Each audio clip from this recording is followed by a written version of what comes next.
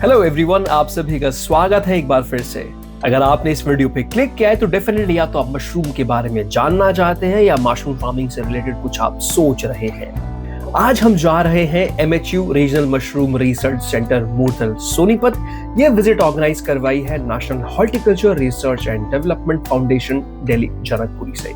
सबसे पहले बता दूं कि पूरी दुनिया में मशरूम की 3 से 4 हजार प्रजातियां पाई जाती हैं, लेकिन अगर बात करें जो अभी तक सिर्फ 200 से 300 ही ऐसी प्रजातियां हैं जिनको उगाया और इस्तेमाल किया जाता है।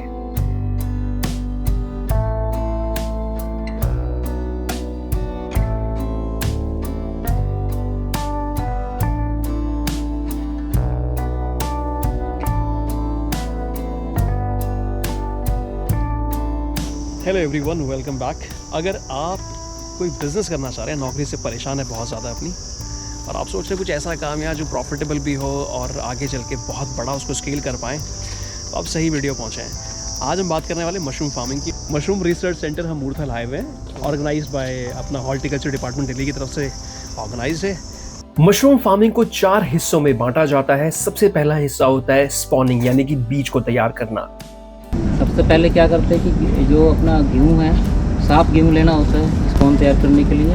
ऐसा नहीं कि हमें उबालना है, उसकी बाकली बनानी है तो कटा पिटा ऐसा ले सकते हैं। बढ़िया साफ गेहूँ लेना है, अच्छी तरह उसको धोना है, तो उसके बाद उसको उबालना होता है। इतना उबालना है कि उसका जो पेट है वो फटना नहीं चाहिए।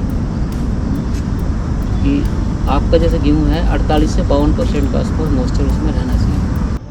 ये है मैन्योर बनाने का स्टेप 1। यहाँ पे भूसा इकट्ठा कर और भिगाया जाता है यहाँ पे, उसके बाद ये अंदर मशीनों में जाता है। दूसरा हिस्सा होता है जहां पर खाद में सही मात्रा में पानी देकर उसको तैयार किया जाता है।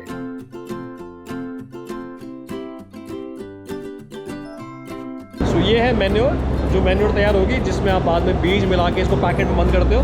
और इस तरीके से ये लास्ट फाइनल स्टेज पे है ये अभी इस वक्त, ठीक है। तो जैसे भी उसको पलट रहा है नीचे से ऊपर को।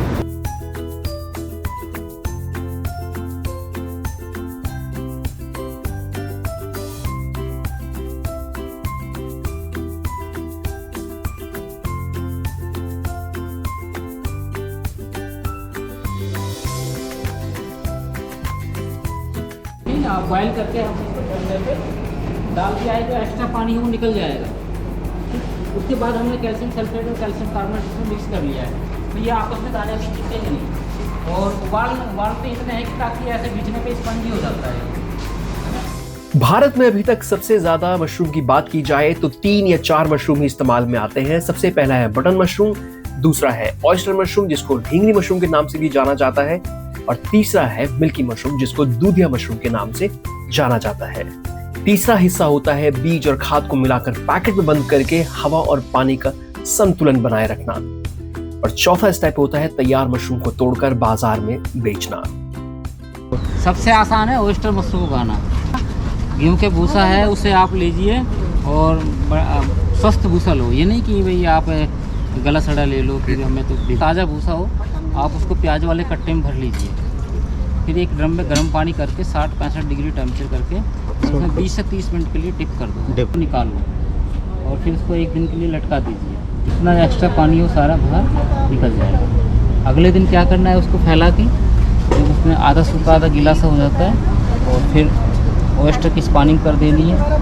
आपको PP बैग या LD बैग लेना है, जैसे इस प्रकार की, या खीरे वाली पॉलिथीन नहीं आती, खीरे सब्जी वगैरह जिसमें आती है, हैंड बैग, उसमें लेकर और भूसा डालो और फिर स्पॉन डालो उसमें चारों तरफ लेयर विधि द्वारा, और फिर उसको 22-24 डिग्री टेम्परेचर पर रख दो। अमूमन कमरे में 22-24 डिग्री टेम्परेचर रहता ही है। ये जो माइसीलियम ऐसा हो जाएगा जैसे ये सफ़ेद फैल रहा है ना, पूरा सफ़ेद हो जाएगा। इनको आप कट लगा दीजिए चारों साइड से, या फिर उतार भी सकते हैं। और जब उसमें ताज़ा हवा देंगे सुबह शाम, तो आपकी जो 10 से 12 दिन में मशरूम निकलनी ऑयस्टर चालू हो जाती है। मिल्की मशरूम के लिए क्या करना है, मिल्की मशरूम के लिए खाली आपको आधा इंची ऊपर से केसिंग डालनी है। क्योंकि मिल्की मशरूम ऊपर से केसिंग गोबर की खाद, सिलर की राख, कोकोपीट इस प्रकार का एक मिश्रण होता है ना, वो आधा इंची वो डालना है। और वो डालने के बाद ये देख रहे हैं ना आप, जो केसिंग है ऊपर से निकल रही है, मिल्की मशरूम ऊपर से निकल रही है। अदरवाइज यदि कमरे के अंदर साफ़ सफाई बना के रख रहे हैं, रखने से पहले जिस कमरे में आपको रखने हैं उसको फॉर्मल्डिहाइड से पहले स्प्रे कर दें। जो ब्लू और येलो कलर मैट लटके हैं वो क्या मक्खी है? मच्छर के लिए, वो इंसेक्ट को अट्रैक्ट करने के लिए है।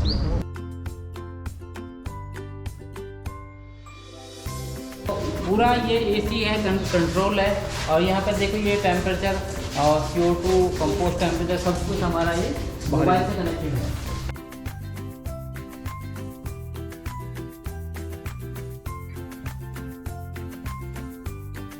सो बेसिकली मशरूम फार्मिंग जो होती है वो 2 स्ट्रक्चर में होती है। सबसे इंपॉर्टेंट चीज़ तो टेम्परेचर है उसके लिए, और ये जो बनाया हुआ है ये 2 स्ट्रक्चर में होती है। एक तो आप जहाँ पे क्लाइमेट कंट्रोल करते हो जिसको आप कहते हो AC वाला सेटअप, और दूसरा है टेम्परेरी सेटअप। मशरूम से जुड़ी किसी भी जानकारी के लिए आप सीधा ही national horticulture research and development foundation Janakpuri से संपर्क कर सकते हैं। मशरूम से जुड़े हुए सभी सवालों के जवाब आपको एक छत के नीचे मिल जाएंगे। हो सके तो इस वीडियो को ज्यादा से ज्यादा शेयर कीजिए, ताकि अगर आप जैसे लोग या और किसान इस वीडियो के माध्यम से कुछ जानकारी जुटा पाए तो हमारी मेहनत सफल होगी।